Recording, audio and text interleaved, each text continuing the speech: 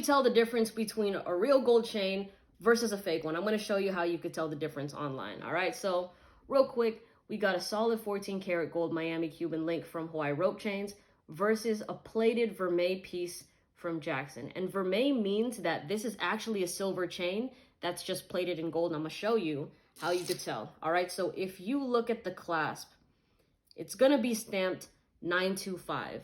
925 means that it's 92.5% sterling silver.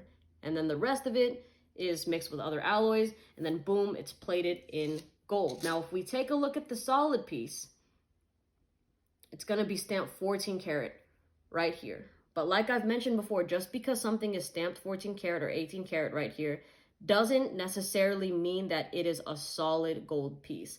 Now, what you won't be able to see is inside the clasp, it's also stamped 14 karat. Typically, I see it stamped 585, which means 14 karat. If it's 18 karat gold, it'll be stamped 750. If it's 22 karat, it'll be stamped 916. All right, so what brands like Jackson do when they're marketing, and they do a really good job of it, is they'll say real gold, real 14 karat, right? And it would pop up on my For You page. I look at the comments and people are like, hey, is this like a real gold chain? And they'll say, yes, it is real. It's real 14 karat gold. But they don't say the word solid. And that's the word you have to look for. If you go on a website and it doesn't say solid gold, or there's not a solid gold tab there, you are getting a plated piece. Because I would get DMs from people saying that they bought their very first solid gold chain. It was from Jackson. It was 5 millimeters. It was 20 inches, and they got it for 150 bucks.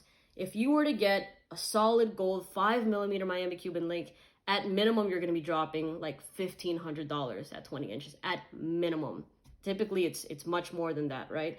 But there's nothing wrong, by the way, with getting plated pieces if that is your intention. But for all the people that are online and they see that they're assuming that it's a real solid piece, and then they end up getting disappointed when they find out it's not, this is the video for y'all, all right? But here it is again, just so you can kind of see a little bit more of that coloring difference. This one's a bit lighter. This one just has that kind of brownish gold tint to it. But I will say, for a plated piece, this has been holding up pretty decently.